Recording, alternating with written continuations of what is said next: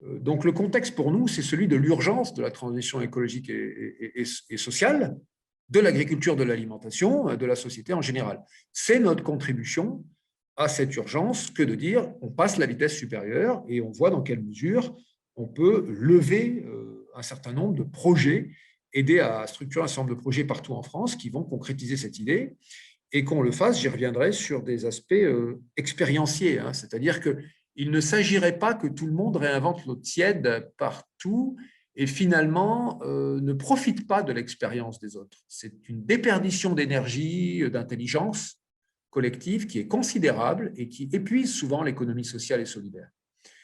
On connaît ça et on veut l'éviter avec vous. C'est pour ça qu'on a fait cette proposition dont on va reparler.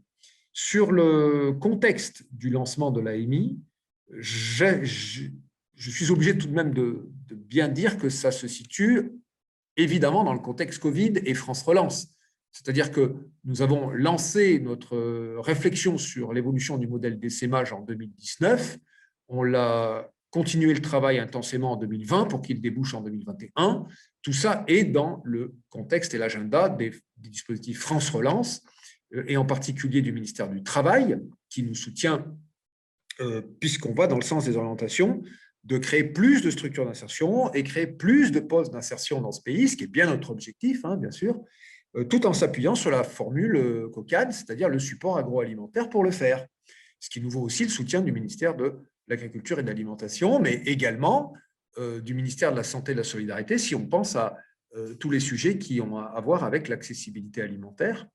Voilà, donc nous avons placé l'AMI dans des orientations de politique publique d'intérêt général, je tiens à le préciser, qui vont vraiment bien dans le sens de cette transition écologique et sociale. Concrètement, ça veut dire que dans les années qui viennent, il y a des ouvertures concrètes du point de vue de l'État pour accompagner la création de nouvelles structures et financer les postes d'insertion de ces nouvelles structures, ce qui est évidemment la condition sine qua non pour lancer un tel AMI. On ne lancerait pas des associations dans l'AMI si c'était pour se faire fermer la porte de création de postes dans 6 mois. Ça n'aurait évidemment aucun intérêt. Et l'insertion par l'activité économique a souvent connu ce stop-and-go budgétaire. Donc là, ce n'est pas le cas.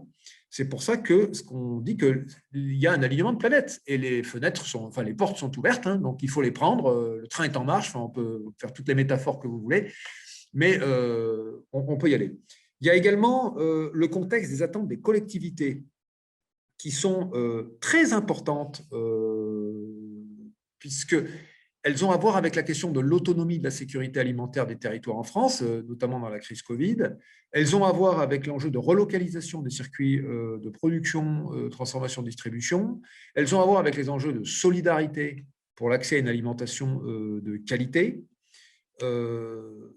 d'aménagement du territoire dans les relations ville-campagne, etc. Donc, il y a une multitude de raisons pour lesquelles les collectivités s'investissent aujourd'hui dans ces projets d'une manière très distincte les unes des autres. On peut avoir des entrées agriculture urbaine, des entrées circuits courts régionaux, des entrées par la transformation, par le social, par l'éducation, par la santé, la solidarité, l'économie sociale et solidaire, l'insertion, enfin bref, de multiples entrées. Quand je dis les collectivités, il y a autant aujourd'hui de PCI que de conseils départementaux hein, qui sont intéressés à différents échelons et échelles et compétences sur ces projets avec des initiatives intéressantes, des enjeux d'appui des régions, bien sûr, à ces schémas de développement du support agroalimentaire en insertion. Hein, je pense à Nouvelle-Aquitaine, par exemple, qui va faire l'objet d'un développement spécifique de notre AMI. Voilà, donc France Relance, les collectivités, bien sûr les attentes sociétales, je l'ai dit, hein, des citoyens, des citoyennes, des habitants de territoire, des personnes aussi en situation d'exclusion et de précarité qui, mieux que les autres, savent aussi ce que c'est la difficulté de pouvoir compter sur des territoires de subsistance sur lesquels il y a un mieux vivre alimentaire. Et cette question les concerne au premier chef, et c'est pour ces personnes que nous travaillons concrètement à travers ces différents projets, créer à la fois des débouchés emploi, des passerelles emploi, des débouchés métiers, mais également aussi des dispositifs concrets pour mieux manger localement et mieux vivre localement, surtout en situation de précarité. Voilà le contexte général. Il est clairement politique, nous l'assumons, c'est accompagner, accélérer la transition écologique et sociale de l'agriculture et de l'alimentation dans les territoires. C'est notre vision et on souhaite évidemment qu'elle soit la plus partagée possible. Il ne s'agit pas pour nous d'être les propriétaires de ce projet, mais d'être un partenaire référence de toutes celles et tous ceux qui voudront y aller. Je finis sur un point clé pour nous, c'est pourquoi Cocagne spécifiquement se propose d'accompagner les porteurs de projets. Encore une fois, nous avons des hommes et des femmes et des hommes dans notre réseau d'expérience qui ont 30, 20 ans, 10 ans, 15 ans d'expérience de l'insertion dans les territoires ruraux, les QPV, dans les supports IAE de l'agroalimentaire, évidemment. Ces personnes sont des expertes, des experts, des personnes de référence, des militantes, des militants, des professionnels avant tout. Nous avons souhaité faire du réseau Cocagne un réseau de pairs de professionnels qui puissent accompagner d'autres professionnels qui souhaitent aller dans cette direction. Encore une fois, il s'agit de tenir compte de l'expérience passée, d'éviter les logiques de cavalier seul, d'isolement, de concurrence entre les associations. Il n'y a aucun intérêt à se mettre en concurrence les uns avec les autres. Nous récusons ces modèles concurrentiels. Nous sommes pour une économie de la coopération et des fonctionnalités, l'EFC, on pourra éventuellement en reparler plus tard ensemble. Ça veut dire qu'on met en pratique, avec cette AMI, ces convictions qu'on doit avancer dans la coopération. Ce qui veut dire que notre AMI est un anti-appel à projet. Nous n'avons pas du tout l'intention de mettre les gens en concurrence les uns avec les autres. Nous n'avons pas du tout l'intention de faire un concours avec des lauréats qui auraient droit à des médailles et une valorisation spécifique en tant que lauréat, alors qu'il y aurait des perdants et des perdantes à côté. C'est toute la différence avec nous, c'est bien de faire une communauté professionnelle de porteurs de projets qui va profiter de l'expérience accumulée, qui va pouvoir traiter avec d'autres professionnels dans les territoires et se mettre en dynamique apprenante, observatrice, constructrice, avec toutes celles et tous ceux qui ont tracé la route depuis 30 ans maintenant. Et on souhaite mettre à disposition toute cette expérience et cette histoire auprès des nouvelles et des nouveaux porteurs de projets. L'objectif étant d'avoir un certain nombre de prérequis, on vous les représentera, des prérequis qui permettent effectivement de situer les projets à un bon niveau de lancement. Ça ne veut pas dire que les personnes qui ne sont pas à ce niveau-là ou qui ne pourraient pas y être d'une manière rapprochée seront laissées sur le bord du chemin. Bien au contraire, il faudra qu'on trouve une place ensemble à des dynamiques personnelles qui puissent rejoindre cette communauté de gens qui travaillent déjà dans les jardins de Cocagne. Donc, il y a une place pour tout le monde dans notre projet Cocagne. Simplement, on se dit qu'aujourd'hui, le temps presse et les niveaux d'exigence est haut. Il faut donc se mettre à ce niveau-là et c'est pour ça qu'on souhaite accompagner des jardins dans un certain niveau d'exigence qualitative, y compris pour les porteurs de projets. Il ne faut pas épuiser nos forces, hein, on a besoin de les compter, nos forces, on a besoin de les soutenir et donc d'être au plus près de cette capacité de réussite que vous allez représenter dans les territoires. Voilà pour cette introduction un peu longue, je m'en excuse, mais c'est le contexte général de notre AMI. C'est notre premier appel à manifestation d'intérêt. Il a une vocation aussi expérimentale et nous l'assumons pour voir dans quelle mesure il pourrait évoluer dans le temps, y compris par toutes celles et tous ceux qui y participeront. Je vais laisser sans plus tarder la parole à Pierre Madec, mon collègue, qui va peut-être vous rappeler en quelques mots qu'est-ce qu'un jardin de Cocagne aujourd'hui, quels sont les grands éléments clés du jardin de Cocagne pour que tout le monde ait en tête le modèle que nous avons développé jusqu'à aujourd'hui et qui n'est évidemment susceptible d'évoluer dans le temps. Pierre, je te laisse la parole. Merci Julien pour ces éléments de contexte. Micro. Oups. Alors, il est allumé. Vous m'entendez tous? Vous m'entendez? Oui, c'est bon. Est-ce que vous m'entendez? C'est bon? Bon. Merci Julien pour ces éléments de contexte. Bonjour à toutes et à tous. Merci d'être aussi nombreux pour ce webinaire de lancement de l'AMI. Alors, moi, je vais vous parler des grands éléments de référentiel technico-économique d'un jardin, que ce soit tant en termes de création, coût de création de jardin, que le budget de fonctionnement. Alors, quelques préconisations, enfin quelques éléments de précaution. Au réseau Cocagne, on considère que les référentiels technico-économiques ne sont pas une fin en soi, que ce n'est absolument pas un objectif à atteindre, mais plutôt des points de référence qui sont nécessaires, mais pas forcément suffisants. Donc, voilà, il faut prendre ces chiffres-là avec précaution, même si ils sont intéressants comme point de référence. Donc, premier élément, en ce qui vous intéresse, c'est quel est le coût de création d'un jardin. Donc, on va vous donner des chiffres. En termes de coût de création, ça tourne autour de 900 KE. 900 KE, alors c'est valable pour une structure qui travaille sur une SAU, surface agricole utile, de 4 hectares, avec 10% de surface couverte. Donc, les éléments, on est sur un budget de 900 KE. En gros, quelles sont les grandes masses? Donc, principalement, ce sont les investissements en matériel agricole et le bâtiment multifonction qui occupe 88% des dépenses. Il faut, sur les 3 premières années, à la louche, 300 KE d'investissement en matériel agricole. Et on estime que le coût du bâtiment multifonction, donc quand on dit multifonction, c'est partie agricole et partie administrative, 250 mètres carrés, on est sur du 500 KE. Le reste étant les frais d'ingénierie et besoin en fonds de roulement. Donc les frais d'ingénierie, pour 9 mois, on est sur du 50 KE. Donc ça, on est sur les charges.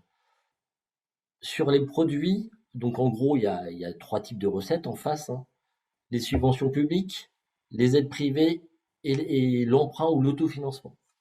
Donc on est sur 40% de subventions publiques, donc du FEADER, État, collectivités locales et EPCI.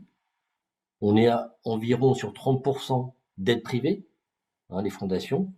Donc il y a quand même un prérequis important, c'est-à-dire que il ne faut pas être fiscalisé pour bénéficier de ces aides. Et enfin le reste, un peu plus de 30%, c'est les emprunts, France Active et le secteur bancaire, ou l'autofinancement. Donc c'est pour ça que l'autofinancement, il est nécessaire d'appuyer la création d'un jardin de cocagne sur une structure qui dispose de trésorerie suffisamment importante pour absorber les frais de création d'un jardin de cocagne. Donc voilà pour les premiers éléments concernant la création d'un jardin de cocagne. Ensuite, le deuxième point que je vais aborder, c'est en gros quels sont les médianes observés en termes de budget de fonctionnement. Alors là, les chiffres que je vais évoquer, ça concerne un jardin médian. Donc un jardin médian, on est sur 3,5 hectares de SAU. On est sur 13 ETP salariés en insertion. On est sur 5 ETP permanents. Et en termes de SAU, donc on est sur une médiane de 10-11% de surface couverte. Donc, en termes de budget de fonctionnement annuel médian, on est sur 550 KE. En termes de charges, le gros, c'est 71%, ce sont la masse salariale. La masse salariale, donc, des salariés en insertion, 44%, et 27% pour les permanents. En termes d'achat, on est à 18%. C'est les comptes 60, 61, 62. Et dotation amortissement, 45 KE. On observe un résultat d'exploitation excédentaire de 1%. Bon, il faut savoir que ce résultat excédentaire, il est assez récent et lié à la baisse des charges, qui est mise en place depuis 2018-2019. On a vu quand même un changement, c'est-à-dire le ratio masse salariale sur les produits d'exploitation, donc est passé de 75% à 71%. En termes de produits, donc, comme vous le savez, les structures d'insertion peuvent réaliser un chiffre d'affaires dont le taux de commercialisation ne doit pas excéder 30%. Donc là, on est sur un chiffre d'affaires médian qui représente 29% des produits. Donc 21% sur les chiffres d'affaires légumes, mais et aussi 8% en termes de chiffre d'affaires diversifié. Il faut rappeler que le poste de recettes le plus important, c'est constitué par les aides au poste. On est sur 51%. Il y a un élément important, donc les subventions d'exploitation, à hauteur de 19%. Donc voilà les grands éléments du budget annuel médian. Donc comme vous l'avez vu, c'est la prépondérance en termes de recettes des aides au poste, mais il y a des éléments très importants, donc des subventions d'exploitation et les chiffres d'affaires qui permettent justement de financer l'accompagnement. L'accompagnement n'est pas financé, c'est uniquement la masse salariale des salariés en insertion. Je souhaitais, afin de clore mon propos, de parler globalement du modèle économique du jardin d'insertion. Ce qu'il faut savoir, c'est que le maraîchage biologique est un support d'insertion absolument formidable, car en fait la culture des légumes permet de voir rapidement les fruits de son travail et donc d'améliorer la confiance en soi. Il y a aussi le lien avec la nature, la reconnexion avec la nature qui est extrêmement bénéfique pour les salariés en insertion. Mais il faut savoir que si c'est un support d'insertion absolument formidable, c'est un modèle économique en tension. Hein, le résultat médian est excédentaire que depuis peu. Et il faut savoir qu'il y a 3 grands éléments qui font que c'est un modèle économique en tension. C'est-à-dire que le niveau d'investissement, il est quand même très important. On l'a dit, hein, le coût, il est un peu inférieur à 1 million d'euros. On est sur des investissements matériels très importants. Juste un chiffre comme élément de comparaison, on est sur 300 KE d'investissement matériel agricole pour l'activité maraîchage bio. Sur un autre support d'insertion, tel les espaces verts, on est plutôt sur 50 KE. Vous voyez, on n'est pas du tout sur les mêmes registres. En termes de dépenses de fonctionnement, c'est la même chose. On est quand même sur un budget 550 KE, un budget annuel médian qui est quand même assez conséquent. Ensuite, il y a un élément qui est très important. On est sur de la production agricole, donc il y a l'aléa climatique qui est très conséquent, hein, une averse de grêle, et c'est une récolte et un chiffre d'affaires amoindri, c'est des serres qui sont abîmées, etc., qui est très important. C'est aggravé par le changement climatique. On sait que les besoins en eau vont augmenter de 50% en raison du changement climatique. Et donc, tout ça fait que c'est un modèle économique en tension. D'où la nécessité de diversifier les activités. Et la proposition de valeur du réseau Cocagne est de passer d'une production agricole à un service de biens, de production de biens et de services intégrés au territoire et avec un impact social et environnemental très fort. Voilà. Donc, on met en place tout un dispositif et on accompagne ce dispositif de diversification. Donc, dans le cadre de l'accessibilité alimentaire, dans le cadre de services à une filière bio et locale, et aussi dans le cadre de l'aide à l'installation agricole. Merci Pierre. Alors, ça fait beaucoup de chiffres hein, à la volée, mais ça, c'est pour voir si tout le monde suit. Si tout le monde a pris des notes, on pourra évidemment vous transmettre ces données d'une manière plus écrite. Ce qu'il faut retenir, c'est qu'effectivement, on est dans un système associatif, loi 1901, qui porte donc une demande d'habilitation à la direction de l'emploi.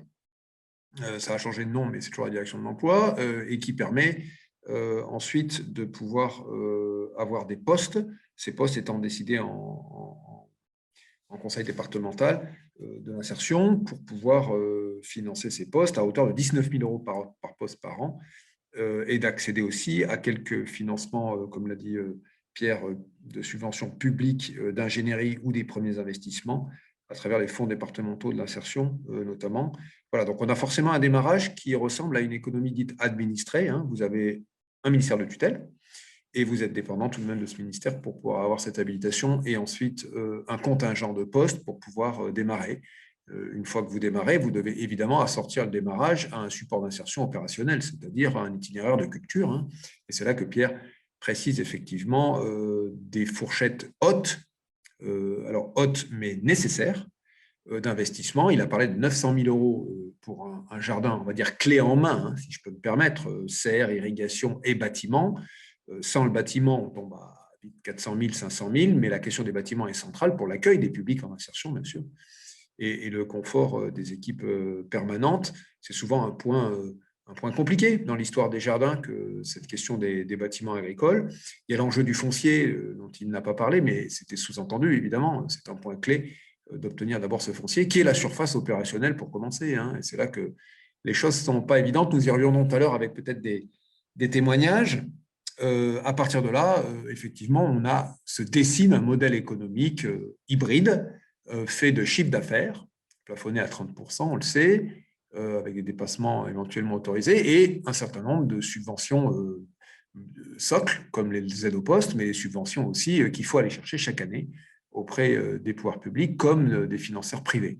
Donc, c'est ces conditions d'exercice de la structure de l'insertion par activité économique qui en font tout le sel pour les directions, toute la difficulté, bien sûr, mais en même temps, c'est là que se nouent aussi, que se concrétisent des modèles plus structurés autour d'un ensemble de partenaires plus vastes et de relations mieux établies avec les collectivités, notamment sur les services rendus par la structure Cocagne à son territoire en termes d'animation pédagogique, d'animation de territoire, hein, de circuits courts, etc., de capacité de proposer des schémas de retour à l'emploi, des passerelles emploi sur le territoire, tous ces éléments d'externalité qui sont aujourd'hui indispensables dans la négociation avec les collectivités pour le modèle du jardin.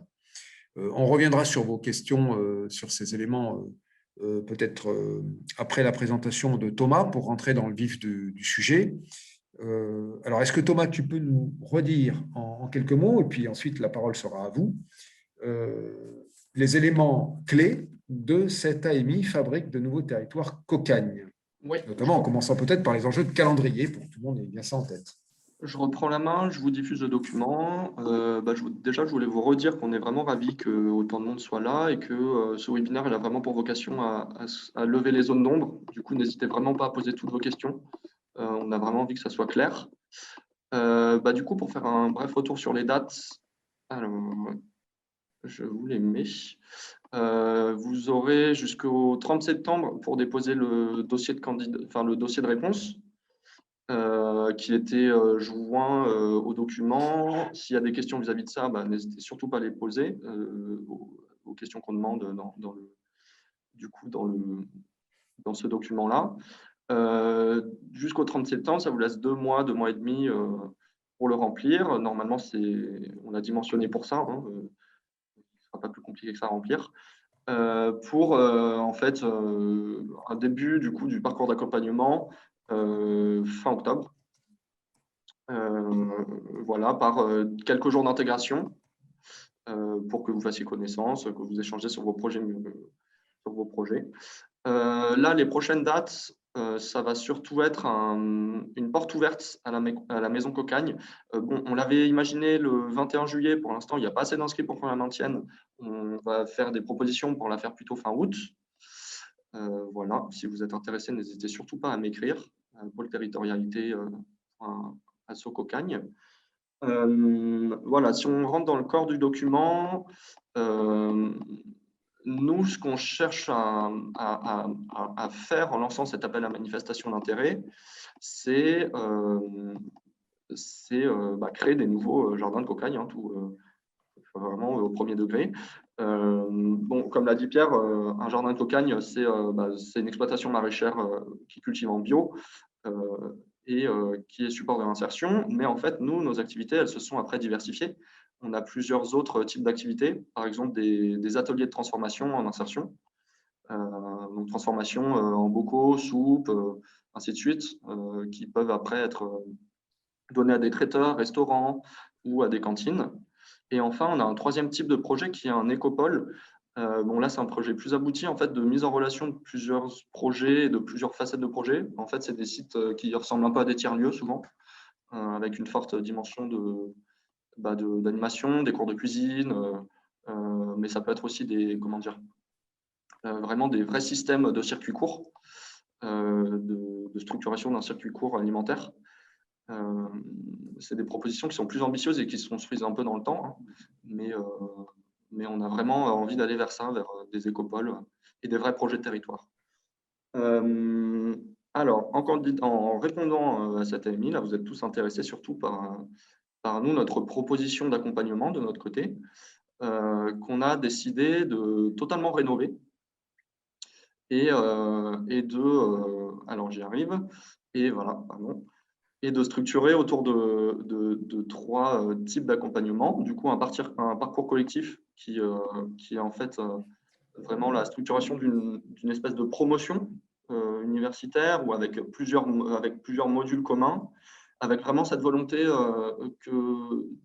d'échange entre les porteurs de projets et pour que vous puissiez discuter de vos projets respectifs, vous enrichissiez chacun vos projets par l'apprentissage de ce que font les autres. Après, il y a des groupes d'approfondissement en fonction de la dimension, de ce que vous prévoyez spécifiquement dans votre projet. Et enfin, un accompagnement individuel et renforcé, surtout sur les enjeux financiers, c'est-à-dire où aller chercher les subs, quels sont les partenaires privés contactables. Nous, en fait, on est aussi sous le haut patronage du ministère du Travail. Du coup, normalement, les subventions du ministère du Travail, du coup, pour les conventionnements, sont un peu facilitées. On est très, très identifié dans le territoire par les directions du ministère du Travail. Donc voilà, ça c'est un avantage. Voilà. Alors ensuite, on a le calendrier de la promo, qui est une grande nouveauté et qui se structure du coup autour de journées communes, donc avec le premier module dès fin octobre. Journée d'intégration.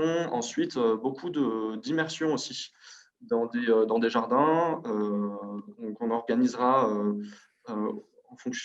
les immersions en fonction de la proximité du projet, c'est-à-dire si vous avez un projet de tiers-lieu alimentaire, l'immersion se réalisera dans un tiers-lieu ou près de chez vous.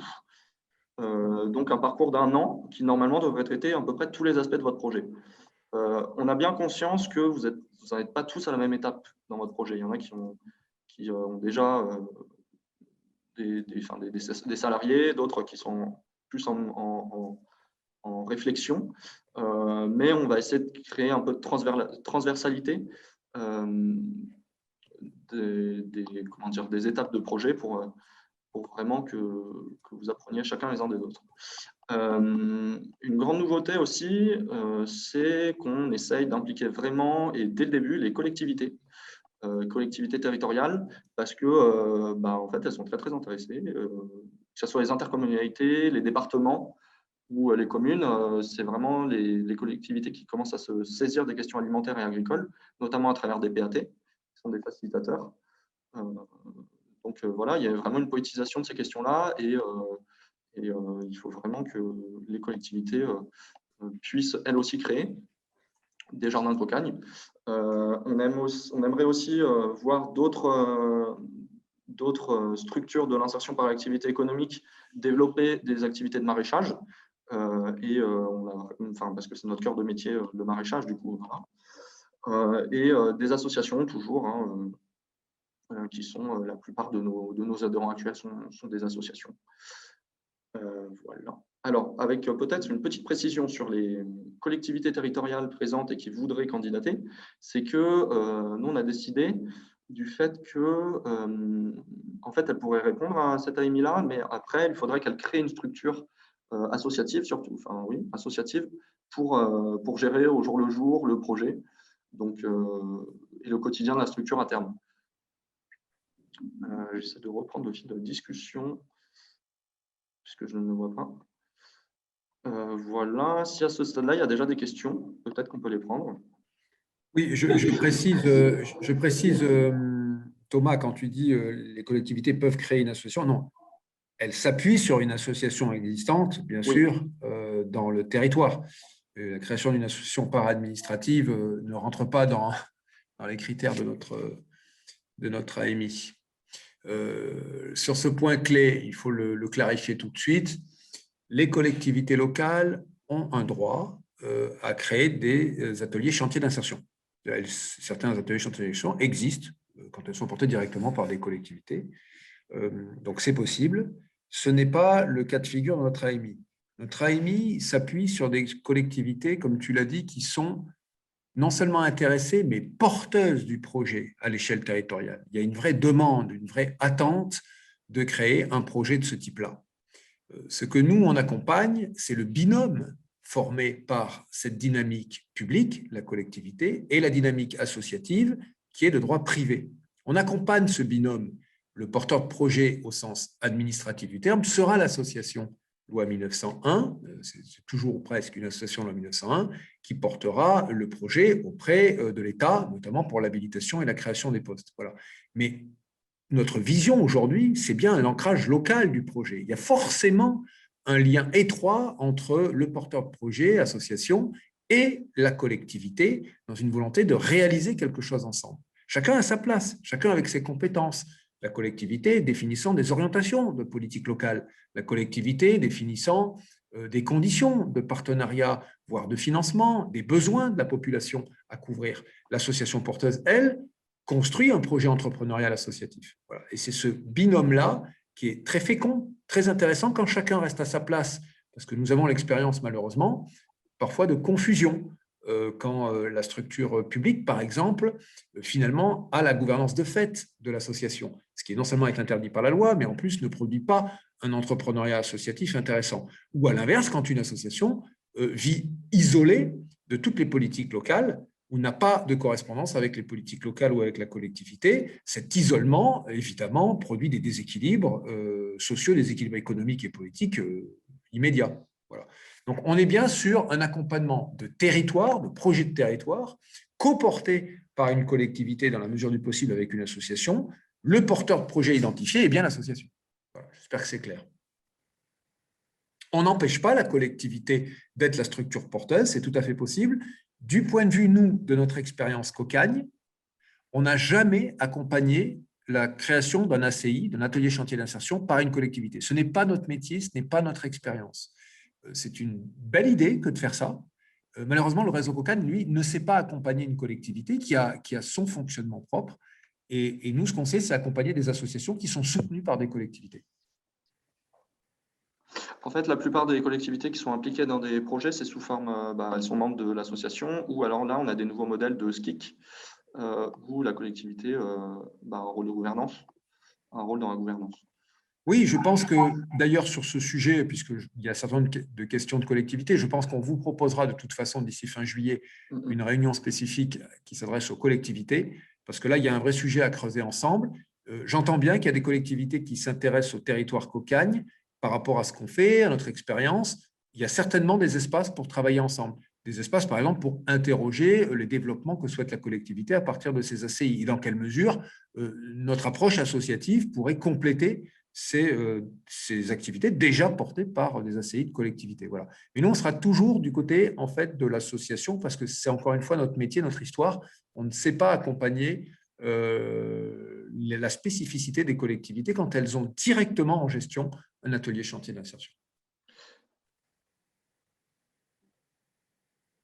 Alors, on avait aussi une question de Marion Frutoso sur le fait que sur les territoires d'outre-mer, on pourra aussi peut-être former un webinaire spécifique, une discussion spécifique, parce que vous êtes plusieurs à venir de territoires d'outre-mer sur ce webinaire-là. Et ça demande vraiment, c'est un aspect vraiment spécifique de développer un jardin de Cocagne hors du territoire métropolitain. Voilà. Oui, je corrobore. On vous proposera effectivement, puisqu'il y a plusieurs demandes qui viennent de plusieurs territoires ultramarins, d'outre-mer. Il y a des enjeux. Alors, nous avons une structure, en tout cas au moins à La Réunion, pour en avoir discuté récemment avec elle et pour connaître un peu le sujet. Ce n'est pas le cas partout, bien sûr, mais il y a des enjeux techniques propres aux zones tropicales ou quasi tropicales. Et ces enjeux sont quand même pas notre fort à Cocagne, puisque nous, on accompagne essentiellement des jardins métropolitains, en climat dit tempéré. Donc là, il y a déjà des enjeux techniques particuliers.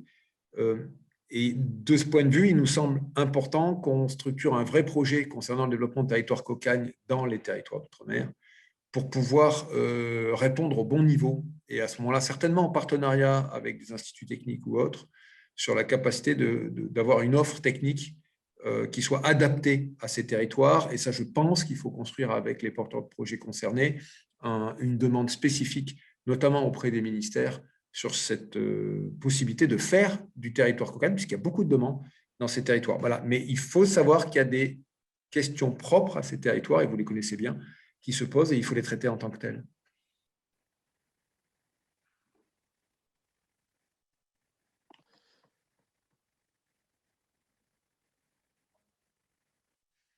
Alors, sur les questions liées, effectivement, ça c'est important, aux objectifs des collectivités. Nous avons beaucoup de collectivités qui sont en attente d'approvisionnement de la restauration scolaire collective, évidemment.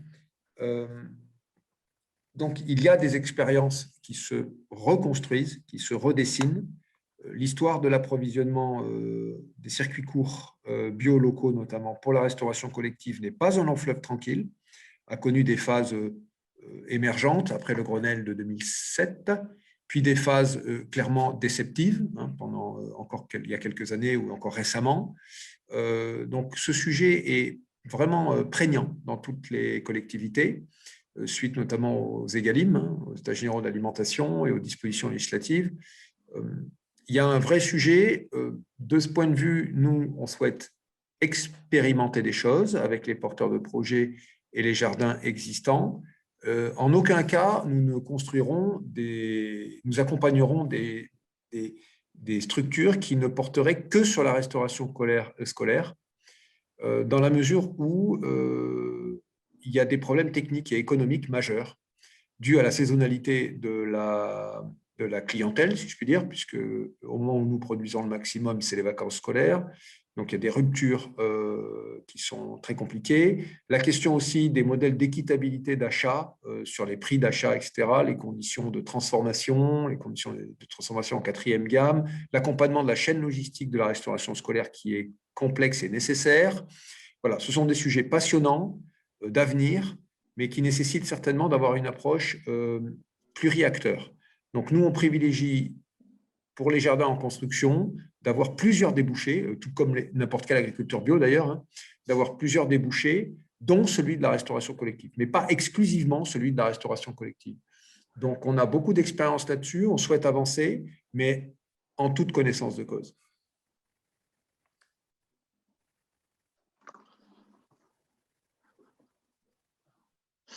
Est-ce qu'il y a des questions spécifiques au dossier de réponse, des questions de compréhension? Moi, j'aimerais surtout vous rassurer sur ce dossier-là, parce qu'à première vue, il peut faire un peu peur, mais en fait, on cherche juste à connaître du coup, votre projet un peu plus dans les détails et sur les différents aspects. Voilà, à vous la parole. J'ai des questions. Oui, moi j'ai une question. Je voulais savoir si c'était un accompagnement qui pouvait être entre guillemets un peu à la carte en fonction de l'avancement. Enfin, moi, j'ai déjà répondu à 2 dossiers cocagne. Donc, voilà, je voulais peut-être avoir un temps d'échange pour voir la pertinence en fait de répondre à cette AMI par rapport à l'avancement du projet Terre 2020 et savoir si c'était possible effectivement une espèce d'accompagnement, pas forcément sur tous les temps qui sont prévus sur l'année, mais sur certains temps plus ciblés.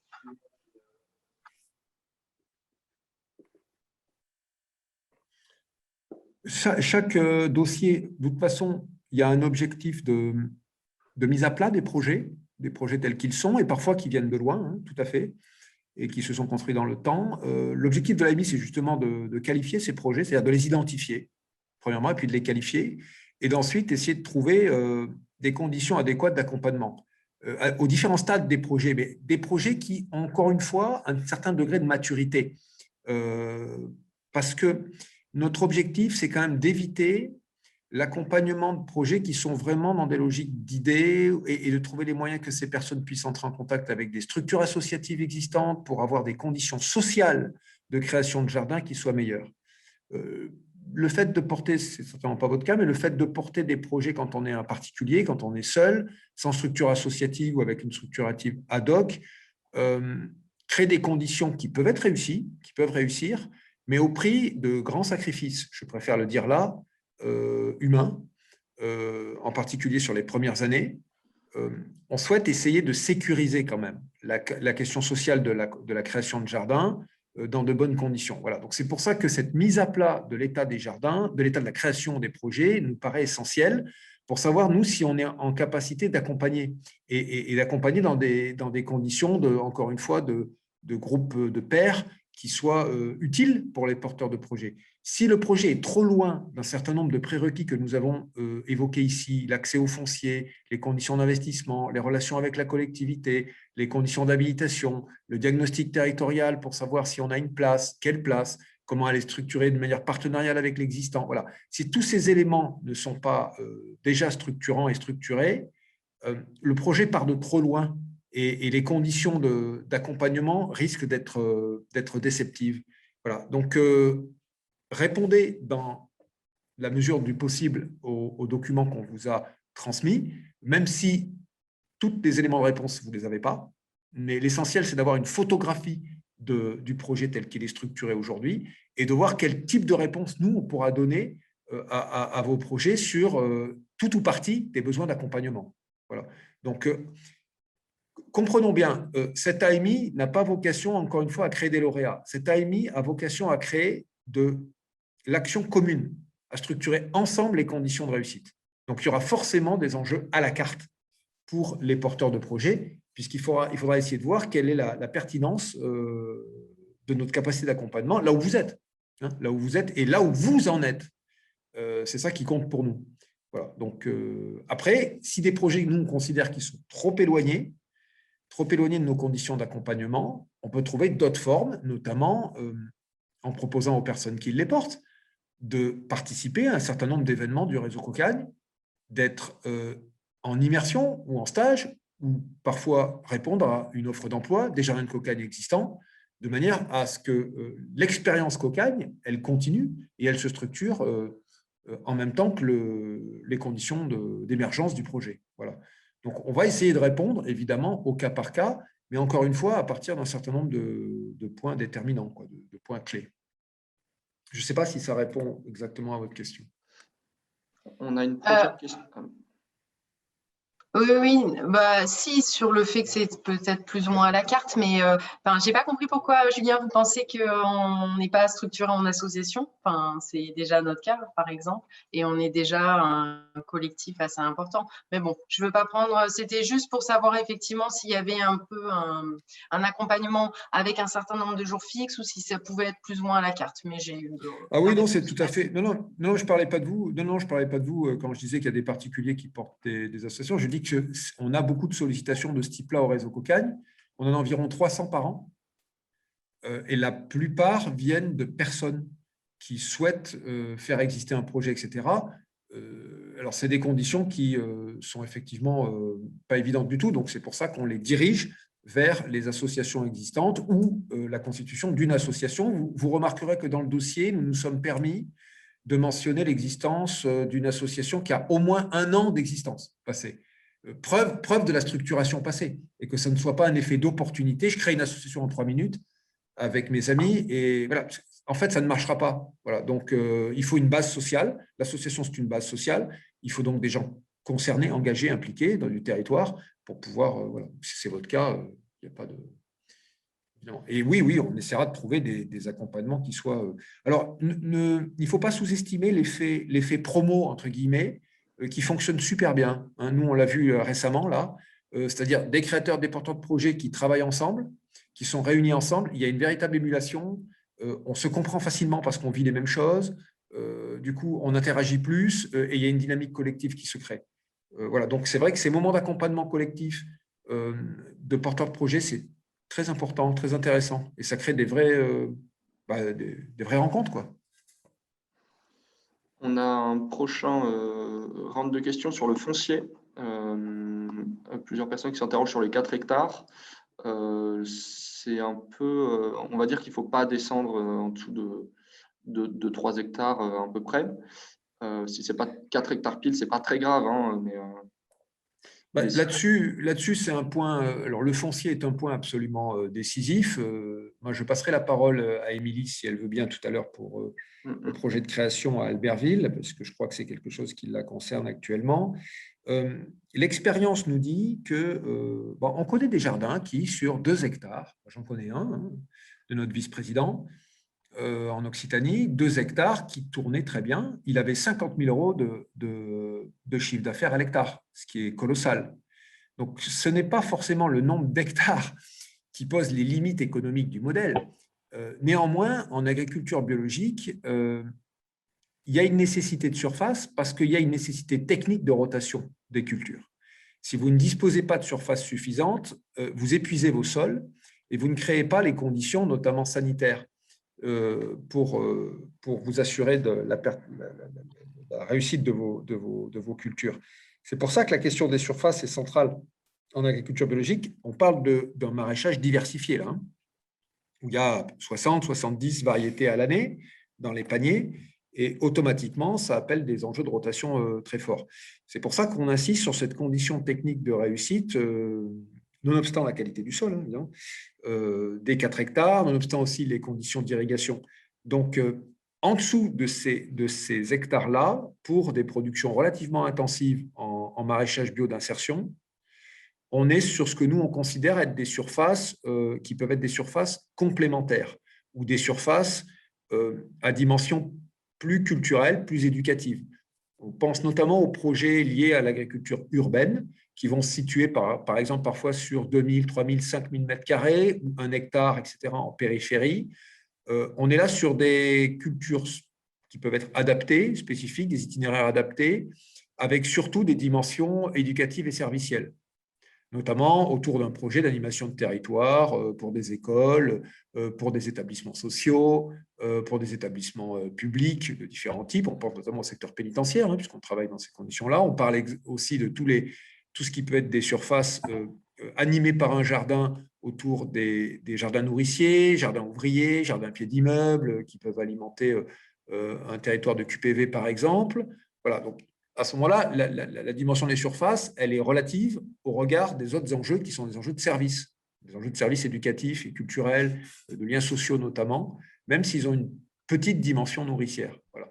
Mais pour des raisons techniques, économiques et aussi de support, de confort sur les conditions d'insertion, on a besoin d'un minimum, effectivement, de surface. On sait que c'est une théorie. Dans la réalité, c'est beaucoup plus compliqué. Alors, peut-être, Émilie, est-ce que tu veux donner un témoignage sur ce point-là, vous qui êtes en portage de projet et qui avez une vision très territorialisée, très stratégique de votre projet à Albertville? Sur le foncier, bonjour à tous. Sur le foncier ou sur le… Sur le projet déjà, puis le foncier aujourd'hui. Alors oui, rapidement, donc nous, on est… Alors déjà, moi, je suis salariée chargée de projet dans un ensemblier de structures d'insertion. Voilà, donc comme je viens l'expliquer tout à l'heure, on ne part pas de nulle part. C'est une structure qui existe depuis 40 ans, qui est un des plus gros employeurs de l'agglomération. Donc, c'est vrai que, entre guillemets, j'ai du monde derrière moi. C'est une commune qui est reconnue par les acteurs, les entreprises du territoire et par les élus. Voilà, qui a fait ses preuves. Donc, effectivement, le projet, il s'inscrit dans ce contexte-là. Après, effectivement, nous, on l'a voulu, dès le démarrage, on l'a pensé territoire et pas uniquement production, en se disant, voilà, en restant dans l'ADN du groupe ART, c'est de se dire comment on continue. ART a déjà beaucoup, est déjà fortement mobilisé sur l'entrée déchets, sur l'entrée paysage, sur pas mal d'entrées environnementales sur le territoire. C'est comment on peut apporter une nouvelle carte, un nouveau service à ce territoire-là. Voilà, donc nous, c'est vrai que le premier réflexe, ça a été d'en parler en fait aux élus et tout de suite En fait, la motivation des élus, on n'a pas eu besoin de la pousser beaucoup. Elle s'est faite naturellement. L'agglo était en train de déposer sa candidature pour être territoire PAT. Directement, ils nous ont proposé d'être inscrits dans le PAT. Donc, c'est vrai que le projet s'inscrit, est fortement ancré dans son territoire, à sa place, est reconnu. Sauf qu'aujourd'hui, on se heurte à la problématique de base qui est le foncier. Voilà, et c'est pas faute que les élus mouillent la chemise. Encore dernièrement, on a le maire d'Albertville qui a mené une réunion avec des propriétaires et nous en mairie, mais ça a été compliqué. La structure sociale peut aussi faire peur, ça il faut l'entendre. Enfin, il y a des propriétaires à qui ça peut faire peur en fait d'avoir des.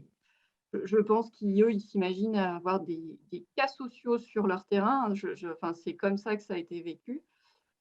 Voilà, donc pour le foncier, pour moi, je me rends compte qu'il y a deux freins. Il y a le frein habituel que rencontre un porteur de projet agricole, et puis il y a cette possible peur en fait d'accueillir en fait une structure avec des personnes. Je pense qu'ils voilà, ils voient ces personnes comme potentiellement des problèmes, des difficultés, et que ça peut amener des nuisances en fait. Moi, c'est comme ça qu'ils ont vécu les choses. Donc, il faut l'entendre aussi. Voilà, enfin, sur le foncier, moi, je fonctionne beaucoup en réseau, en fait. J'ai été voir les agriculteurs, j'ai été voir les propriétaires, les citoyens. Enfin, on fonctionne beaucoup par bouche à oreille. Et alors là, dernièrement, en fait, j'ai un exploitant, moi, qui m'a posé la question. Enfin, c'est vraiment une question que je me pose. Qui m'a dit: «Est-ce qu'il y aurait un moyen?» Moi, c'est vrai que je me pose aussi beaucoup de questions sur l'évolution de mon GAEC. Je suis en lait, la filière lait en Savoie, elle est importante, et pourtant, on voit bien qu'en période de crise, elle a pris du plomb dans l'aile. Et la question qu'il m'a posée, c'est de dire: «Est-ce qu'il n'y aurait pas moyen pour que je te laisse du foncier, mais que ça ne sorte pas complètement du champ du GAEC?» Voilà, et que ça soit une sorte quelque part de diversification pour le GIEC, et enfin, qu'on soit dans une logique de coopération en fait.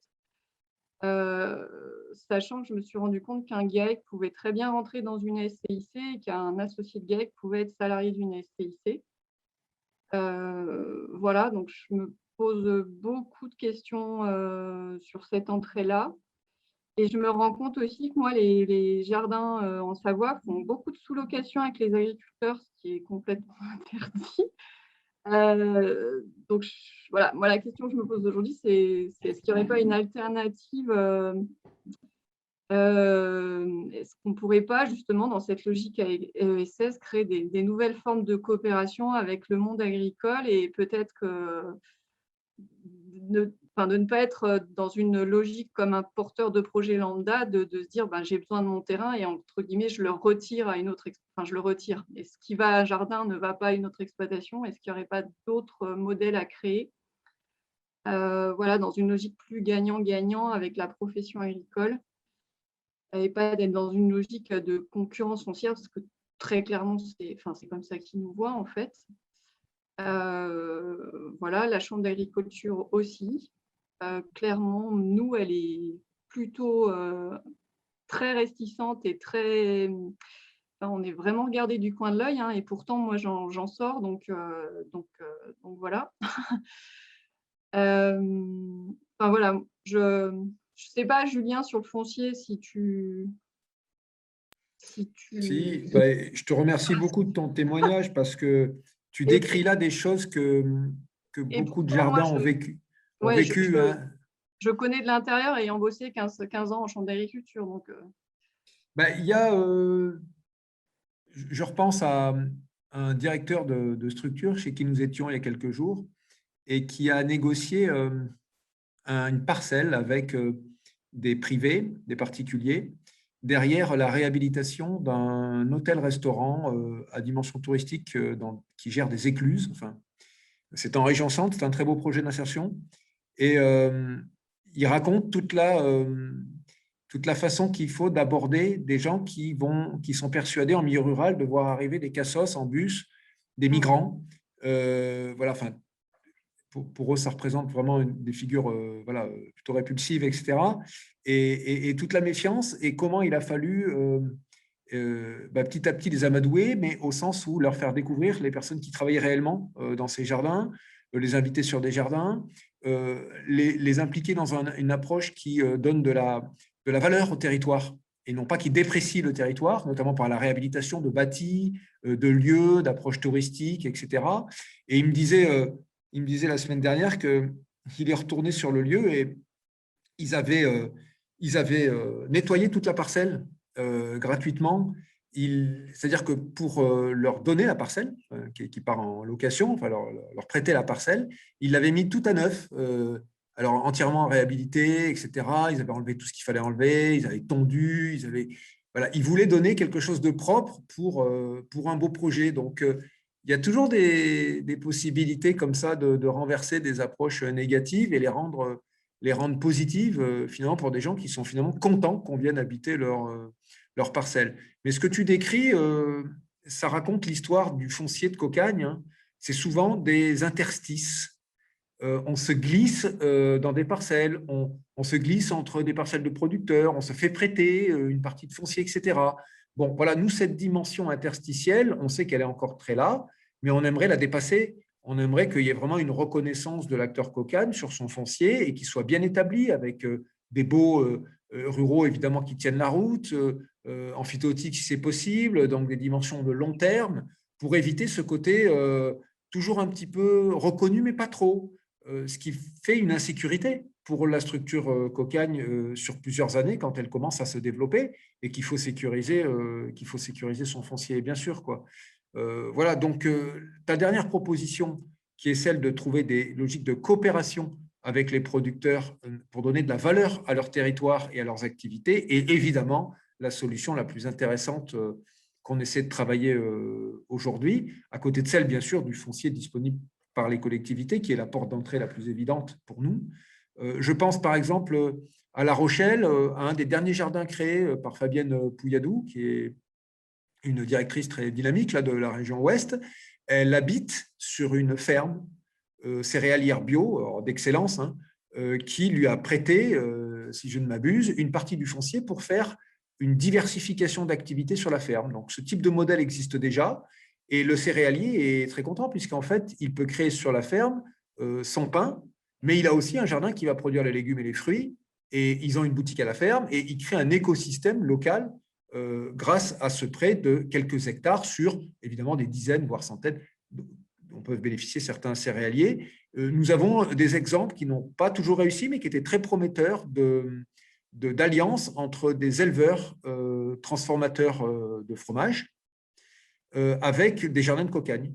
Donc, ça a existé dans la région Est, notamment, avec tout le soutien de la profession agricole, notamment sur ce type d'alliance, où l'unité de transformation fromagère passerait en insertion et pourrait donc valoriser la production des éleveurs laitiers localement. Voilà, donc il existe ce type d'arrangement. Les arrangements avec le secteur pro sont souvent liés à des compléments de gamme sur les circuits de vente directe, bien sûr. Et les jardins de cocagne jouent un rôle majeur aujourd'hui dans cette capacité de collecter et de distribuer des paniers en complément de gamme ou des boutiques ou des restaurants avec un ensemble de producteurs maraîchers autour de chez eux. Voilà, donc c'est toutes ces transactions qui rendent possible l'existence d'un projet cocagne et qui dénouent très souvent des situations foncières. Mais merci de ce témoignage qui montre qu'effectivement, même quand la volonté politique est là, quand la structure est solide pour porter le projet, on bute sur des réalités historiques, sociologiques du territoire agricole. Ouais, je peux juste ajouter dans la complémentarité, c'est vrai qu'aujourd'hui, les maraîchers bio, on se rend compte qu'ils, sur ce territoire, ils ont une idée au niveau de la transformation et ils ne souhaitent pas y aller tout seuls. Enfin, pour eux, la rencontre avec le monde de l'insertion, c'est une réelle opportunité, donc c'est bien. Et la question qu'on se pose, c'est effectivement, est-ce qu'on n'aurait pas meilleur temps, pour l'instant, rentrer sous le champ plutôt de la transformation pour quelque part développer la filière, la rendre plus forte, créer des outils et puis peut-être que petit à petit, en développant cette filière localement, parce que ce n'est pas un territoire à maraîchage, hein, on est dans les Savoies, c'est le Beaufort, c'est voilà. De petit à petit, rendre plus présente cette filière et peut-être que globalement, elle sera plus forte aussi pour aller chercher du foncier. Mais quand je dis du foncier, c'est pour le jardin, pour les autres maraîchers, parce qu'on a aussi d'autres maraîchers qui sont dans la même situation que nous. Donc moi, je suis plutôt dans une logique je serais plutôt de me dire, on renforce la présence de cette filière, on la rend crédible, on lui fait une vraie place et après elle aura plus de poids aussi pour se positionner dans la recherche de foncier, en fait. Ça, c'est un peu ma logique. Je rentre par une autre porte.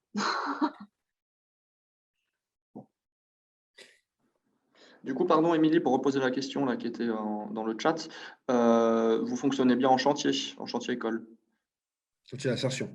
chantier Alors, d'insertion, pardon. nous, pour l'instant, on ne fonctionne pas au sens où on est au stade du projet, puisqu'on n'a pas de foncier. Après, Sophie, effectivement, je vois ça, la remarque qu'a fait Sophie sur est-ce qu'on ne pourrait pas, pour l'instant, envoyer des équipes de salariés en insertion dans les fermes. Moi, j'y ai pensé, mais le public ACI, enfin, moi, les retours que j'ai, du coup, j'ai quand même pas mal de contacts de maraîchers qui travaillent avec des gens qui viennent ou des triandines ou de terceaux. C'est compliqué quand même, hein. Enfin, au niveau de l'autonomie et de… Voilà. Ce que tu poses là comme question, et la question qui était des unités mobiles de main-d'œuvre éventuellement en insertion, qui n'est pas facile du tout à mettre en place. On a le nouveau territoire Cocane, ça veut dire que on est en capacité d'avoir une vision de territoire, un projet pour le territoire, un projet à dimension sociale, d'insertion. C'est la façon de réfléchir le territoire. Bon, Émilie, tu parles d'une association qui a évidemment un ancrage territorial fort, qui est absolument reconnu, des dizaines et des dizaines de salariés, et qui structure le paysage de Savoie. Voilà, donc cette vision territoriale, c'est ce qui fait la vraie porte d'entrée du territoire Cocagne aujourd'hui. La question de savoir comment on concrétise un territoire Cocagne, elle découle de cette vision du territoire. C'est un territoire de coopération, c'est un territoire de partenariat, c'est un territoire d'innovation. C'est ce que tu racontes avec l'entrée. Et si je passais par la transformation pour effectivement servir les producteurs et trouver ma place dans le paysage? C'est une voie tout à fait intéressante, dès lors qu'elle est quand même bien pensée, parce qu'on sait que être dans une logique de service à façon, pour les producteurs, il faut quand même trouver des équilibres économiques qui ne sont pas simples quand on est en insertion sur ces unités de transfo. Il y a une technicité propre. Mais c'est une vision de service au territoire agricole. C'est une façon d'entrer dans le territoire et de trouver son ancrage. C'est ce qu'on a voulu faire par cette AMI, de voir comment les porteurs de projets, les associations, contribuent à cette vision territoriale, ont des éléments pour objectiver cette vision territoriale. Comment j'analyse mon territoire? Quelles relations j'ai déjà avec la collectivité, le secteur pro? Quelles connaissances j'ai des autres associations d'insertion qui existent sur le territoire? Voir des jardins de Cocagne, ce qu'ils font déjà, ce qu'ils ne font pas, ce qu'on pourrait faire ensemble. Voilà, c'est tous ces éléments de diagnostic relationnel, ce que font les autres, ce que j'aimerais faire avec eux, ce qui manque, comment je m'inscris dans les politiques publiques locales. Cette vision est essentielle pour pouvoir construire le projet et répondre ensuite aux défis que vous avez bien compris qui viennent derrière. C'est-à-dire comment je fais pour lever, c'était une des questions, hein, comment je fais pour lever 900 000 euros? On ne les lève pas comme ça, on est bien d'accord. Donc, ça suppose qu'effectivement, il y ait des approches très stratégiques, il y ait des approches progressives. Évidemment, on ne lève pas d'un coup 900 000 euros, qu'on cherche des appuis, des partenaires, des relations, des réseaux, etc., pour pouvoir inscrire son projet. Voilà. Mais ça découle toujours d'une approche stratégique du territoire. C'est ça qu'on essaie de promouvoir ici, au risque effectivement de projets qui s'épuisent assez rapidement.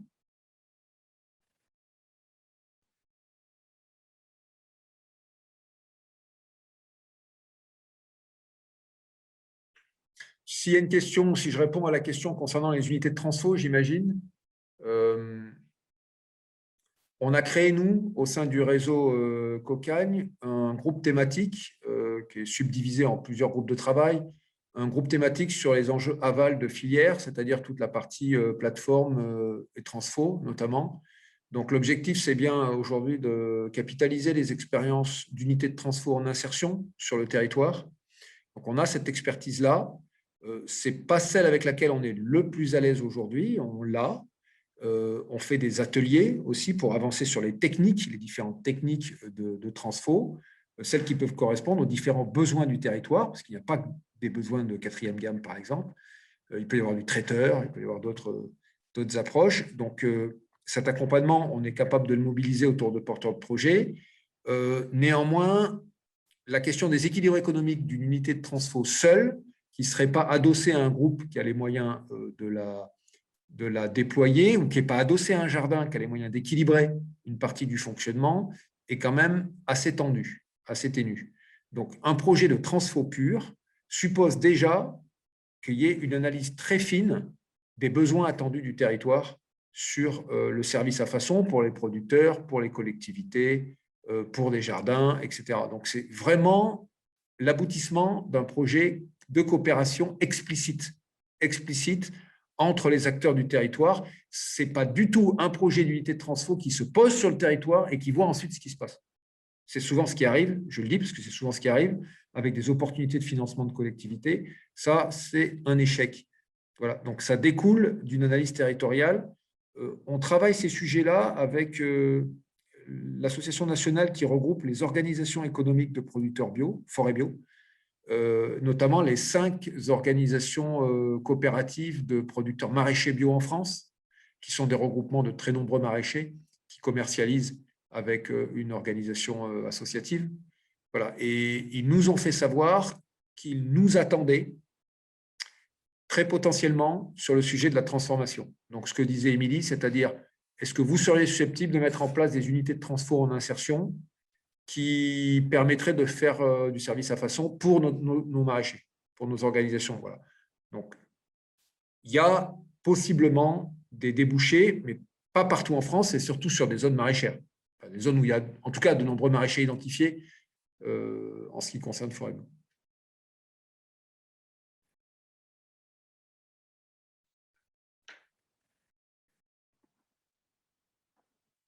Une question sur l'engagement, du coup. Ce que ça signifie de rejoindre le réseau, nous, ce qu'on attend de vous, après, c'est de porter cette communauté professionnelle, c'est-à-dire de participer à tous les groupes aux groupes de travail, de pairs, de diffuser un peu autour de vous l'esprit Cocagne.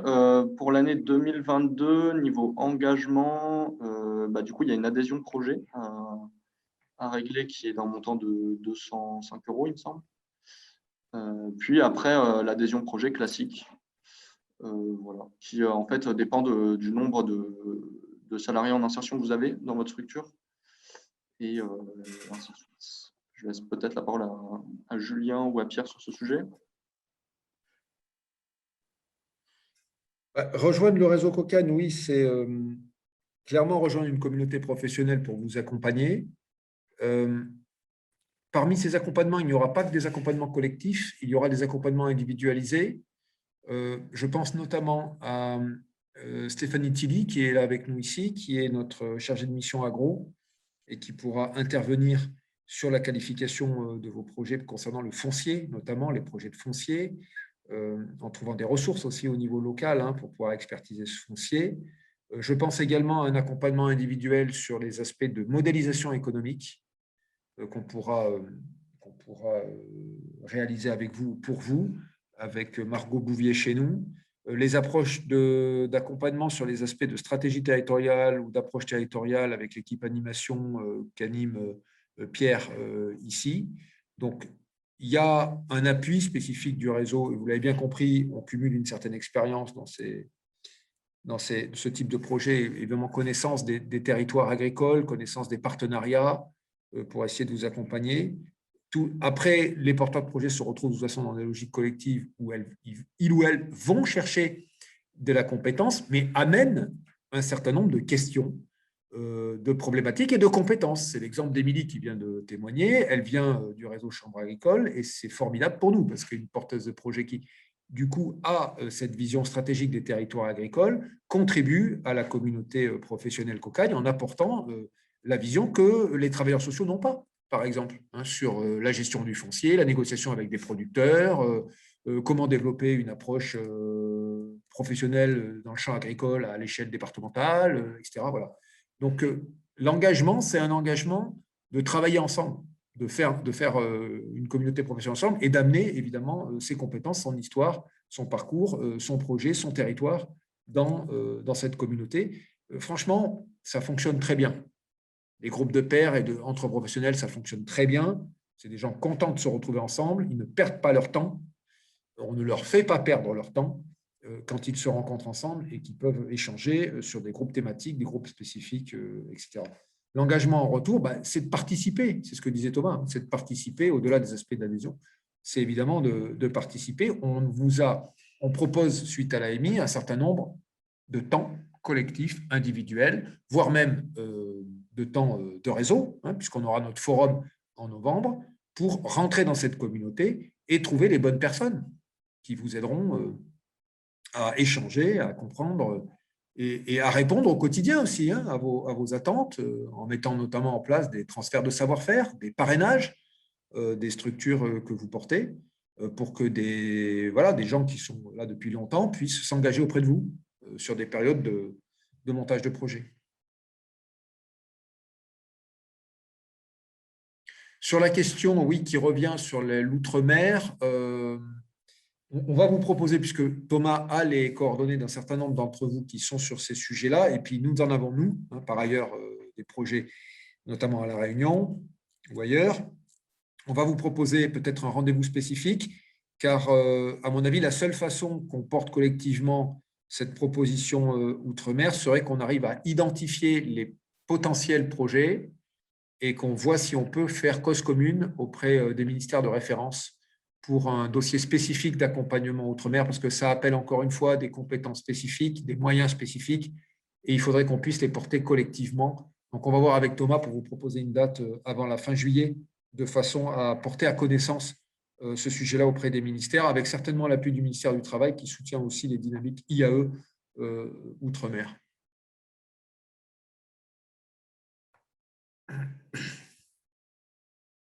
La question concernant les moments de groupe avec les ASP.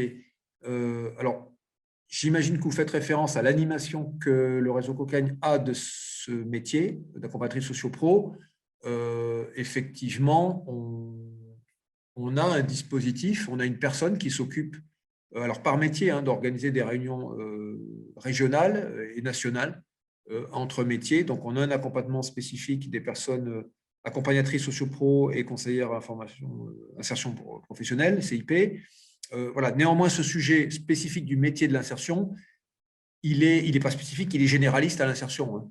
Donc, il y a d'autres entrées. Donc, nous, on est au niveau Cocagne, on est plutôt en partenariat avec nos collègues des autres réseaux de l'insertion, plus généralistes, et avec lesquels on travaille pour intégrer dans nos méthodes ASP-CIP des dispositifs issus de ces réseaux. Je pense au dispositif Sève Emploi, par exemple, de la FAS, et d'autres dispositifs qu'on essaie d'implémenter au sein de la communauté ASP-CIP Cocagne. Mais il y a des enjeux spécifiques à la communauté ASP Cocagne, qui est la relation, évidemment, aux disponibilités des jardiniers et des jardinières, puisqu'il y a des saisons de production et que ça influe, évidemment, sur la disponibilité des personnes, sur leurs enjeux de formation, notamment. Voilà, donc oui, on a aussi un enjeu d'accompagnement spécifique là-dessus parce que c'est un support spécifique par rapport à l'accompagnement socio-pro. Vous posiez la question complémentaire de la durée que vous souhaitez dans le bâti multifonction. J'imagine que vous parlez de quelle durée? J'imagine que c'est la durée de… Enfin, vous précisez peut-être votre question par rapport à cette question de la durée du bâti. Est-ce la durée d'amortissement? Voilà.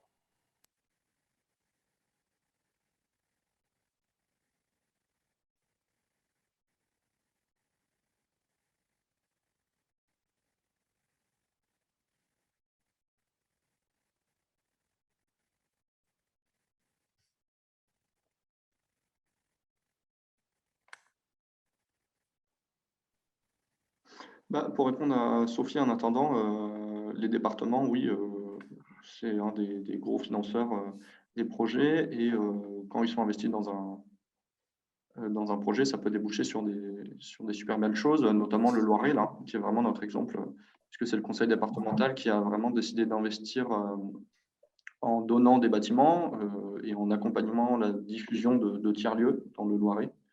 Et ça fait qu'il y a 5 nouveaux tiers-lieux qui vont émerger en 8 à 10 ans grâce à leur investissement. Et du coup, oui, c'est vraiment pertinent d'aller les chercher. Voilà.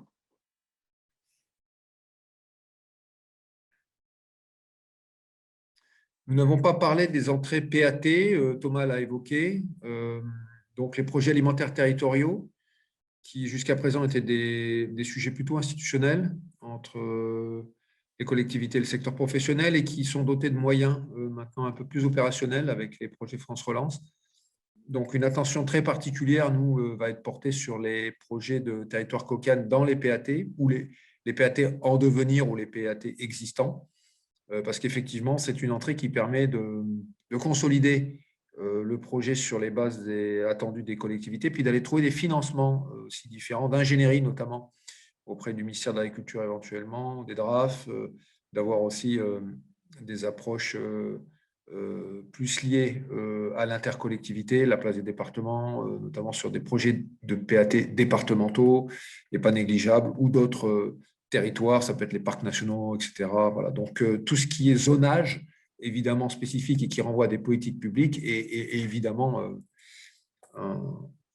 une bonne entrée pour amener ce type de projet. Territoire zéro chômeur de longue durée aussi qu'on utilise. Il y a effectivement dans tous les projets de territoire existants, les 10, plus tous ceux qui vont être agréés maintenant, il y a quasiment systématiquement un projet maraîcher dans le territoire zéro chômeur, un projet agriculture urbaine ou autre. Donc, il y a forcément des liens à trouver entre ces dispositifs, la façon dont ils sont animés, les publics et la création d'un nouveau projet Cocagne, transactions autour de parcours, bien sûr des personnes, mais également de transactions techniques et économiques sur l'agriculture.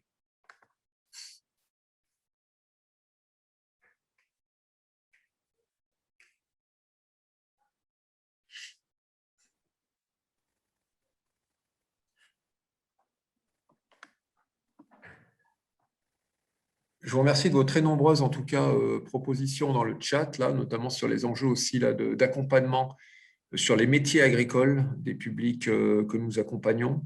Ça, c'est quelque chose qui nous paraît très important. On a aujourd'hui peu de gens qui vont dans le secteur agricole à la sortie de Jardin de Cocagne, 10-15%, mais c'est des choses qui vont évoluer. Elles peuvent évoluer si nous sommes en capacité de structurer des nouveaux métiers et des nouvelles activités agroalimentaires autour des territoires Cocagne, puisqu'il y a quand même de vraies difficultés pour alimenter les besoins en main-d'œuvre du secteur professionnel agricole à partir de nos publics. Donc, on est plutôt sur effectivement la construction de nouveaux métiers, nouvelles compétences, nouvelles activités, et de voir comment on peut accompagner ces personnes. Je pense notamment à l'installation, le fait d'avoir du salariat agricole, et tout ce qu'on a dit sur les unités de transfo, la logistique, la distribution, etc., peuvent servir de nouveaux projets au-delà de l'insertion. Sur l'agriculture urbaine, comme je l'ai dit tout à l'heure, c'est difficile pour nous d'accompagner un pur projet d'agriculture urbaine qui ne serait pas en connexion forte avec un jardin existant ou un projet de création de jardin. Pourquoi ? Parce qu'on est sur des bases très servicielles, donc liées notamment à des projets éducatifs, culturels, de citoyenneté, d'animation de quartier, etc. Et on n'est pas, pour nous, c'est des bases c'est des approches qui sont complémentaires des jardins de Cocagne, qui sont liés aux jardins de Cocagne ou en connexion, voilà, qui sont des aspects de diversification d'activités. À ce stade, nous, on n'est pas complètement outillés pour pouvoir accompagner un pur projet d'agriculture urbaine qui ne serait pas connecté à un jardin. C'est d'autres modèles économiques, c'est d'autres équilibres, notamment en termes de production, qui sont des productions symboliques ou complémentaires d'autres productions. Et voilà, ça ne serait pas très honnête de dire qu'on est capable d'accompagner des projets purs d'agriculture urbaine en milieu urbain, notamment. Tout ce qui est hors sol ne nous concerne pas, hein, puisque comme on est en agriculture biologique, on est forcément lié au sol. Voilà, donc nos limites sont celles de l'agriculture urbaine, mais comme c'est polysémique, on peut toujours regarder un projet pour voir s'il a un lien ou pas avec un jardin, et c'est ce que nous souhaitons faire, hein, qui est un lien systématique entre les villes-campagnes, entre les périphéries urbaines et les projets d'agriculture urbaine.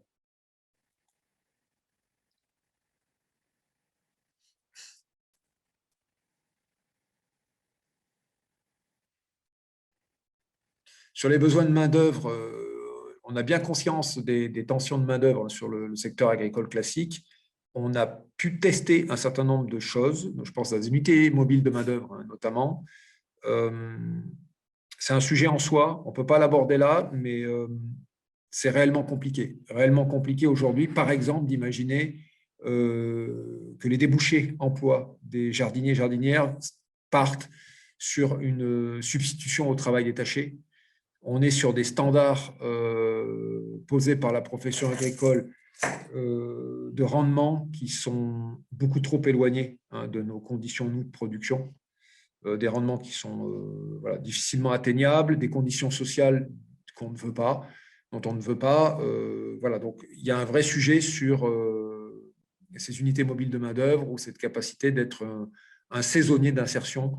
Voilà, ça c'est des questions qui relèvent de négociations de territoire et qu'il faut pouvoir accompagner, mais a priori, il n'y a pas d'adéquation entre nous formons des ouvriers agricoles et ils sont embauchés dans les fermes. Ça ne marche pas comme ça, c'est forcément beaucoup plus compliqué.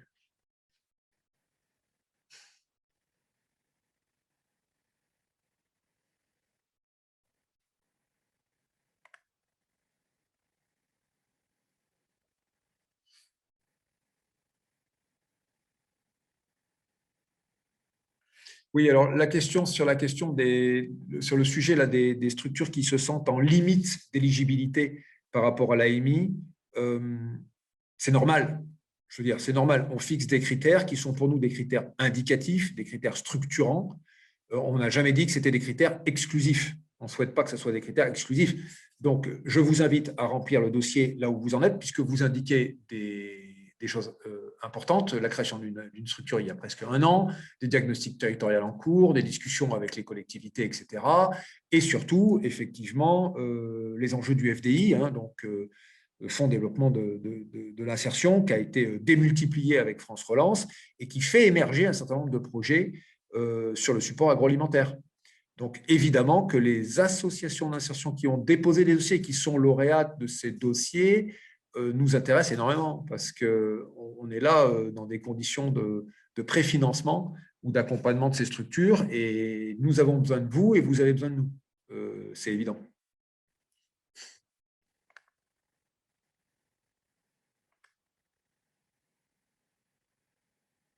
Alors, je voudrais savoir si Sylvain Roumeau fait toujours partie du réseau Cocagne. Alors, Sylvain Roumeau avait un projet pour nous, mais il a surtout un projet d'installation parce qu'il fait du fromage de chèvre. Voilà, donc il a enfin trouvé son foncier et on lui souhaite plein de réussite dans les Baronnies drômoises. Très bel endroit. Et il s'installe là dans les jours qui viennent. Voilà, donc il travaille avec nous jusqu'à fin juin, jusqu'à ce que son projet d'installation devienne réalité, ce qui est le cas.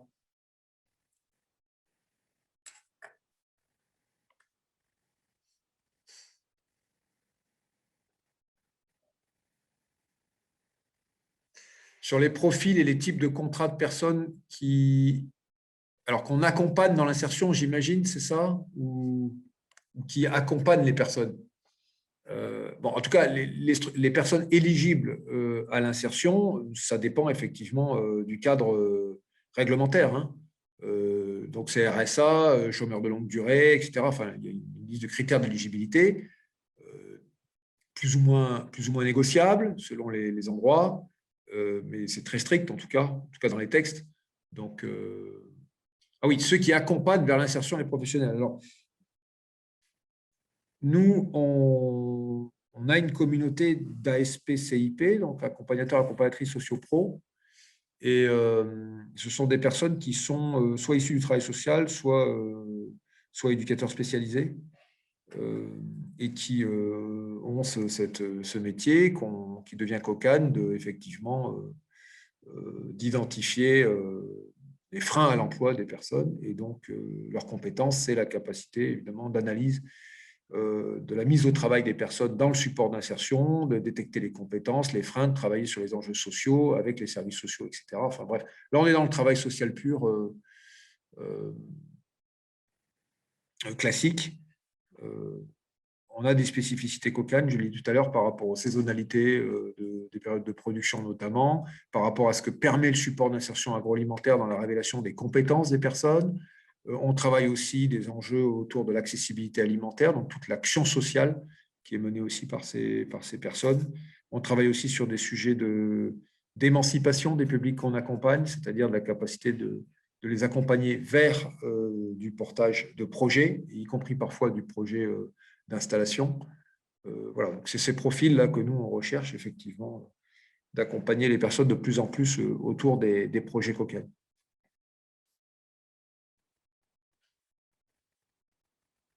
Oui, vous pouvez contacter Thomas. J'ai mis tout à l'heure pour toutes les questions relatives pour trouver les réponses à cette AMI, en tout cas au niveau national, sur les questions que vous pouvez poser qui demeurent, comment répondre au dossier de candidature, est-ce que je suis dedans, pas dedans, à quelles conditions, comment je peux m'y retrouver, etc. N'hésitez pas à écrire à Thomas.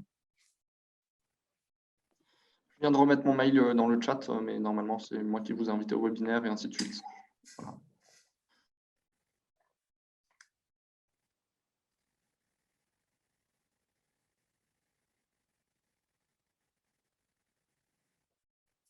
Et en tout cas, oui.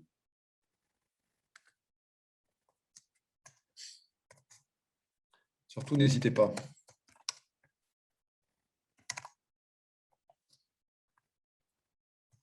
Est-ce que vous avez d'autres questions? Peut-être pour rebondir, dans le chat, j'ai l'impression que vous commencez à prendre des contacts entre vous si vous êtes à peu près sur le même territoire. Ça, on peut que l'encourager parce que si vous êtes plusieurs intéressés à répondre pas très loin les uns des autres, pourquoi pas faire un projet commun.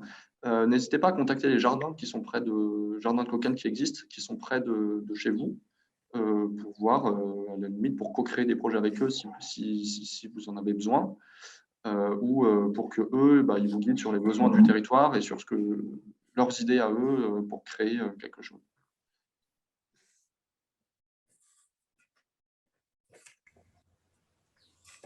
Oui, bonjour. Est-ce que vous recensez les propriétaires qui seraient susceptibles de mettre à disposition du foncier? Il nous arrive de recevoir effectivement des agriculteurs, agricultrices qui ont du foncier. On essaie de les faire suivre quand on a connaissance de porteurs de projets intéressés à proximité. D'accord. Moi, j'ai juste une petite surface en Seine-Maritime. Voilà. Ok, c'est noté. Merci beaucoup. Si quelqu'un est intéressé. Merci. On travaille, on ne l'a pas dit, mais on travaille avec un partenaire qui s'appelle Terre de Liens. Vous connaissez certainement aussi pour pouvoir concrétiser parfois des achats de foncier, des portages de foncier. Voilà, il y a d'autres expériences aussi, des GFA, c'est peu connu, mais ça permet de faire du sort de sociétariat citoyen autour de l'achat de parcelles. Ça a été le cas à Lorient pour nous, avec des résultats très intéressants pour que les citoyens s'impliquent dans l'achat du foncier en prenant des parts. Voilà, il y a plein de dispositifs forcément peu connus, mais intéressants. Pourtant, j'ai l'impression que Terre de Liens sont quand même encore très frileux de travailler avec des personnes morales plutôt que physiques. Vous avez beaucoup de jardins de Cocane, Terre de Liens? Je crois qu'il y en a qu'un ou deux, non? Je ne sais pas. Oui, là, il y en a un récent qui vient d'être après de Toulouse. C'est le 4e jardin de la collectivité Cocane Haute-Garonne, enfin du collectif Cocane Haute-Garonne, et ça a été tout à fait utile parce que c'était une reprise d'activité par rapport à une approche de collectivité qui avait lancé tout un projet de maraîchage en régie, etc. Et là, du coup, le fait de travailler avec Terre de Liens permet de structurer les choses de manière voilà, très rationnel, et puis de ne pas faire porter au réseau, enfin aux structures Cocan, en l'occurrence l'achat du foncier, de créer des sortes de partenariats de territoire. Mais c'est des cas exceptionnels, je vous l'accorde, c'est des cas exceptionnels. La plupart du temps, on a surtout soit des terres de privés, soit effectivement des collectivités qui peuvent mettre à disposition du foncier. Tout l'enjeu étant de négocier le bail, quoi. Effectivement.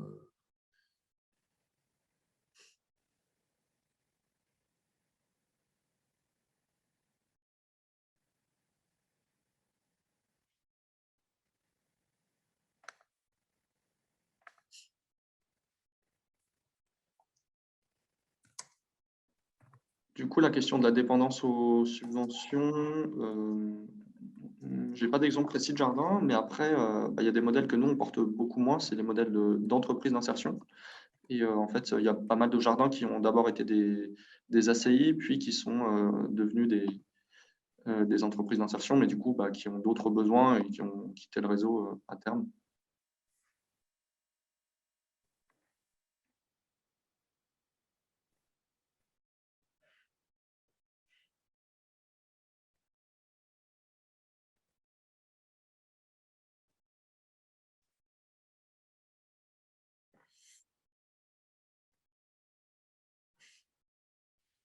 Sur la question des autres modèles économiques, notamment de stratégies innovantes pour pérenniser leur activité en étant moins dépendante des subventions, oui et non. Enfin, les structures qui sont moins dépendantes des subventions vont être, en théorie, des entreprises d'insertion. Donc, avec des personnes moins éloignées de l'emploi, avec des aides au poste moins importantes, une dimension de commercialité plus importante, à 70%, etc. Il a existé, je dis bien il a existé, un réseau d'exploitation maraîchère en entreprise d'insertion en France qui a quasiment disparu. Il en reste 2, je crois, structures, dont une qui s'appelle le Biojardin, près de Clermont-Ferrand, et qui est une belle structure, qui est dans une dimension effectivement beaucoup plus entrepreneuriale et commerciale, et donc théoriquement moins dépendante, mais je dis bien théoriquement, puisque nos structures sont des structures sociales à dimension d'intérêt général, d'utilité sociale. Elles produisent des externalités sociales, environnementales, etc. Donc, elles relèvent du champ d'intérêt général. Si elles relèvent du champ d'intérêt général, elles sont financées sur subvention publique. Donc, nous, et les chiffres le prouvent, on n'a absolument pas peur de dire que nous dépendons des financements publics, puisque nous faisons de l'action publique. Donc, on n'a aucun problème avec ça. En étant des structures de droit privé, on fait de l'action publique, on fait de l'intérêt général. Donc, réclamer une subvention, structurer un projet de partenariat avec un conseil départemental, un EPCI, une région, être aujourd'hui sollicité par l'État d'une manière très offensive pour créer du projet, développer des postes, c'est de la subvention. Voilà. Et heureusement, c'est très bien comme ça. La question, c'est effectivement que la subvention reste discrétionnaire, précaire, unilatérale, comme on dit. Donc, c'est quand même quelque chose qui n'est pas très dur, solide. Donc, tout notre enjeu de modélisation, mais ça, on travaille ça de plein de façons différentes à Cocagne. Comment on arrive à trouver des modèles qui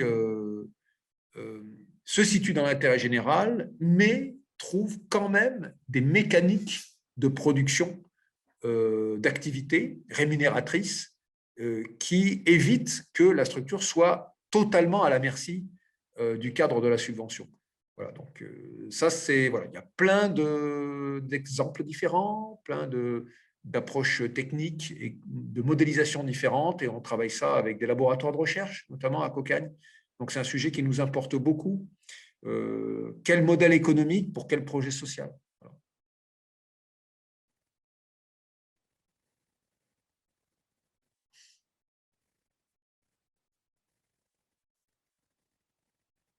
Sur les fermes d'élevage, on a eu essentiellement de la production de bœuf, parce que c'est techniquement possible d'avoir un petit poulailler sur une ferme maraîchère.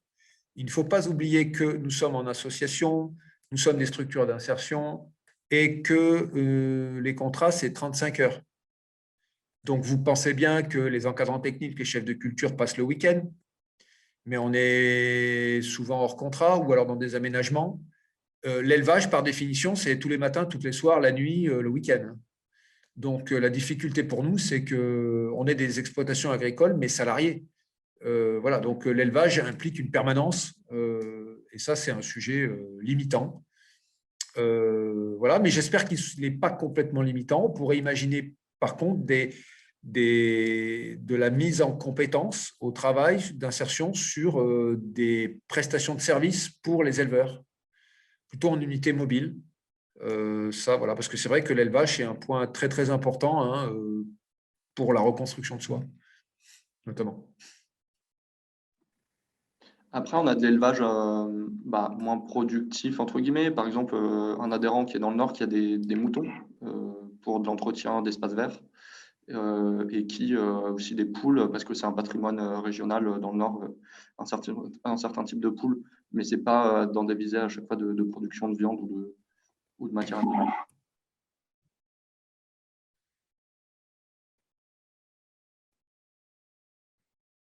En coproduit non agricole, bon, nous, on va avoir de la petite transfo, on va avoir quelques parcelles en PAM, donc plantes aromatiques, médicinales à parfum, etc. Ça, c'est des choses intéressantes. Quelques tentatives sur tout ce qui est des cultures spécifiques, comme par exemple les champignons,